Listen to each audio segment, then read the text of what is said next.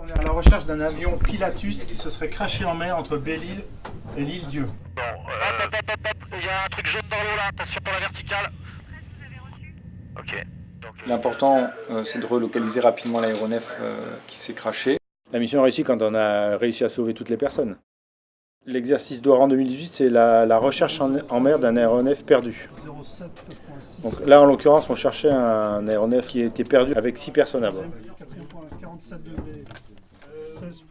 Donc la zone probable d'accident, elle est déterminée par le RCC Lyon-Montverdun, qui est le centre de coordination de sauvetage aéromaritime. C'est une unité de l'armée de l'air. Cette zone, elle va être définie à partir des éléments aéronautiques et elle va englober l'ensemble des positions où pourrait se trouver l'aéronef.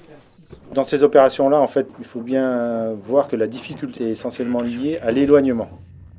Avec les gens de Lyon et avec les gens des centres de secours maritime, on échange sur la tactique, je dirais, à employer pour aller au plus vite et pour à la fois utiliser au mieux les moyens et les économiser pour pouvoir durer dans le temps.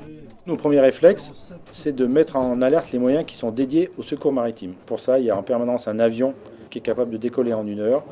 On peut utiliser aussi toute notre chaîne sémaphorique. Ces sémaphores, en fait, ont été chargés d'interroger tous les usagers de la mer pour savoir s'il y avait des témoins oculaires de la chute. Il s'avère qu'en l'occurrence, il n'y avait pas de témoins oculaires.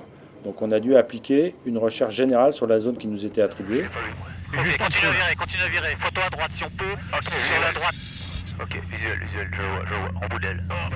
À partir du moment où des objets ou des personnes sont retrouvés, on passe en phase de sauvetage et à ce moment-là, c'est le CROSS qui va avoir la délégation sur l'organisation du sauvetage. Est-ce que le naufragé est en mesure de donner des informations sur ses collègues et est-ce qu'on pourrait avoir l'identité? Le CROSS en fait coordonne l'ensemble des moyens qui sont sur l'eau ou qu'on engage sur l'eau.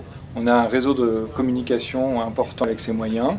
On a des outils qui nous permettent de faire des calculs de zones de recherche, des calculs de dérive. Donc tous ces moyens-là nous permettent en effet d'effectuer la partie sauvetage pour les opérations SAMAR. On a une nécessité de bien connaître l'organisation et de bien connaître les acteurs qui participent à ce type d'opération. L'exemple le plus critique et le plus triste, c'est Air France 447, dont on ne savait pas où l'avion était tombé. D'autres opérations ont été plus heureuses, notamment une opération en Corse, où en effet on a récupéré toutes les personnes qui étaient dans un petit aéronef civil. C'est toujours des opérations assez marquantes, celles d'aéronef.